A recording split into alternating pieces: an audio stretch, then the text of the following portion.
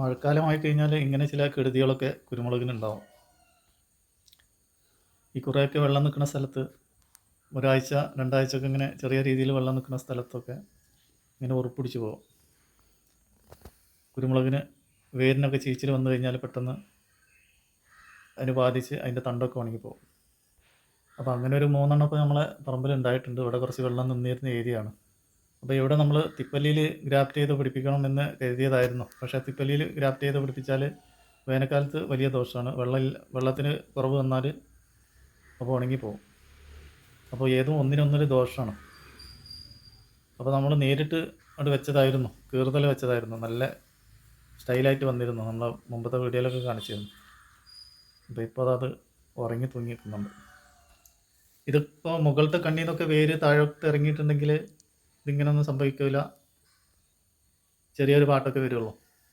അപ്പോൾ മുകളിലത്തെ കണ്ണിൽ നിന്നൊന്നും വേര് ഇറങ്ങുന്നതിൻ്റെ മുമ്പെയാണ് ഇപ്പോൾ ഇത് സംഭവിച്ചിട്ടുണ്ട്. കാരണം ഇതിപ്പോൾ 4 മാസമായിട്ടുള്ളൂ നമ്മൾ നട്ടുപിടിപ്പിച്ചിട്ട്. അപ്പോൾ അതിൻ്റെ വളർച്ചയുടെ ഊക്കാണിത് വലിയ രീതിയിൽ നന്നായിട്ട് കാണുന്നത്. അപ്പോൾ ഏതായാലും ഇതിനിപ്പോൾ നമ്മൾ ഒരു കാര്യം ചെയ്തു നോക്കുന്നുണ്ട്. അതിൻ്റെ മേലത്തെ 2 കണ്ണിയിലേക്ക് നമ്മൾ മണ്ണ് കയറ്റി കൊടുക്കുന്നുണ്ട്. അപ്പോൾ മഴ ഇങ്ങനെ തുടരെ നിൽക്കുകയാണെന്നുണ്ടെങ്കിൽ അവിടുന്ന് വേര് കുത്തിയാൽ രക്ഷപ്പെടും. അതല്ലെങ്കിൽ അത് 3 തൈയും പോയത് തന്നെ. അപ്പോൾ ഇങ്ങനെയാണെങ്കിൽ ഇവിടെ തിപ്പല്ലി ഒന്നെങ്കിൽ തിപ്പല്ലിയിൽ ഗ്രാഫ്റ്റ് ചെയ്ത് നടണം, അല്ലെങ്കിൽ പൈപ്പ് ഇവിടുന്ന് മാറ്റണം. അപ്പോൾ ഇവിടെ കുറച്ച് വെള്ളം നിൽക്കുന്ന ഏരിയ ആയതുകൊണ്ടാണ് ഇപ്പോൾ ഇതിങ്ങനെ സംഭവിച്ചത്.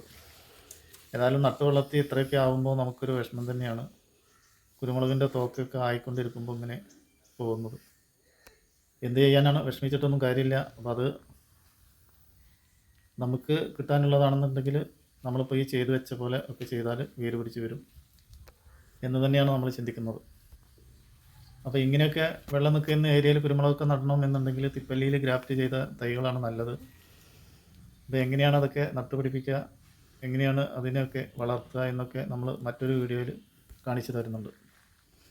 അപ്പോൾ ഏതായാലും വെള്ളം നിൽക്കുന്ന ഏരിയയിലൊന്നും നേരിട്ട് ഇതുപോലെ നടണ്ട. നട്ട് കഴിഞ്ഞാൽ പിന്നെ നമുക്കതൊരു വിഷമമായിരിക്കും. അത് നഷ്ടപ്പെട്ടു പോകുമ്പോൾ നമുക്കൊരു വിഷമമായിരിക്കും. അപ്പോൾ ഇതൊന്നും കാണിക്കാൻ വേണ്ടിയിട്ടാണ് ഇന്ന് നമ്മൾ വീഡിയോ ആയിട്ട് വന്നിട്ടുള്ളത്. അപ്പോൾ എല്ലാവരും നമ്മൾ വീഡിയോ ഒക്കെ കണ്ട് സപ്പോർട്ട് ചെയ്യാൻ മറക്കല്ലേ.